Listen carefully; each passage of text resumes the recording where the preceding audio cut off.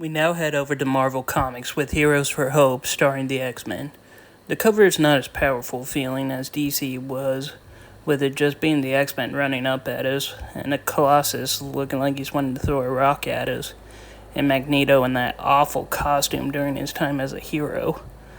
Much like with DC, we have a look at everyone who worked on the book, with such names as Stan Lee, Chris Claremont, Jim Shooter, and Alan Moore doing his last book for Marvel. Our story begins with Rachel Summers screaming at the top of her head. Great start so far. Waking up the rest of the team as they head down to see what is wrong.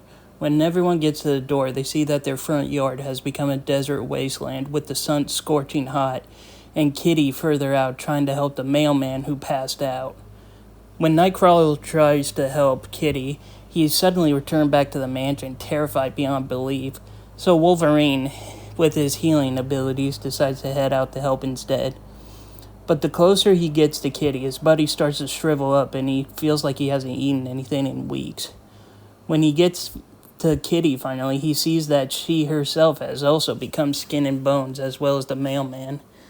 When Kitty refuses to leave the man behind, I'm at least hoping Logan smelled that the guy wasn't really there, because he just suddenly decides to randomly stab the guy, and suddenly everything goes back to normal. After bringing Kitty in to lay down and quickly search the area, everything seems to be good now, but Logan senses that whoever did this is still there. Sometime later, as Colossus is taking a swim and having an all-out battle with his towel, the area suddenly gets engulfed in a metal building, and he sees that everyone is completely metallic, convincing him to give up on his humanity.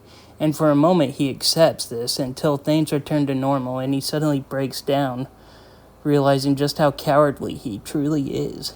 Inside the mansion, a much better Shadowcat heads into the kitchen for some food when she is suddenly met with a Grim Reaper-looking dude who is introduced as Hungry, decides to mess with her by turning her into skin and bones once again, begging for food, but every time she touches something that looks edible, it turns to nasty-looking stuff, and Hungry disappears before Nightcrawler arrives to help her.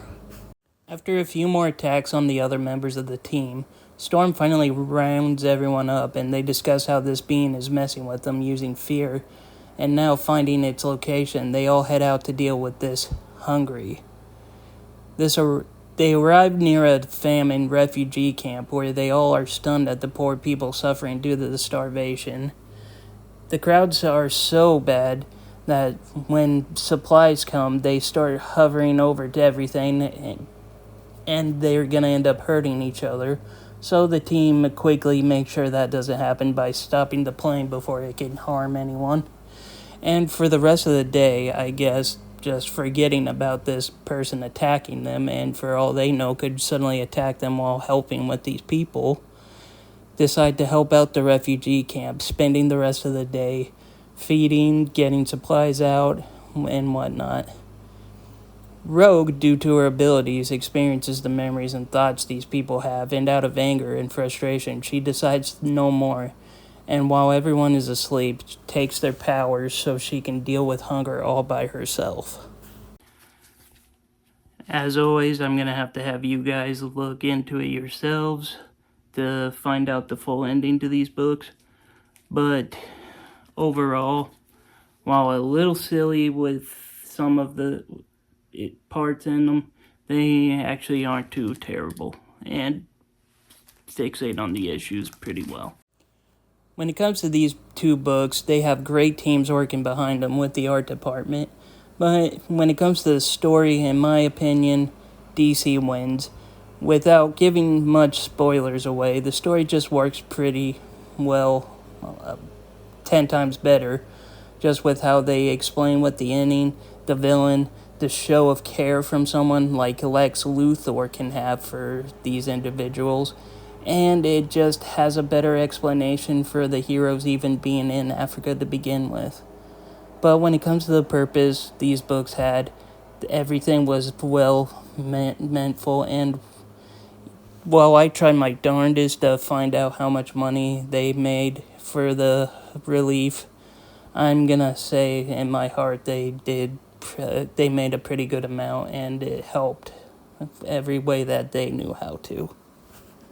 That is all the time we have for this session of therapy and panels. But before I go, I'd like to bring a little shout out to Alan Foster and his son Aiden. Without them, I seriously had no idea that these were a thing, and also just for lending me these to do this video on the topic. And if you liked the video, please leave a like, comment, or subscribe. And as always, this is the Super Guru signing off.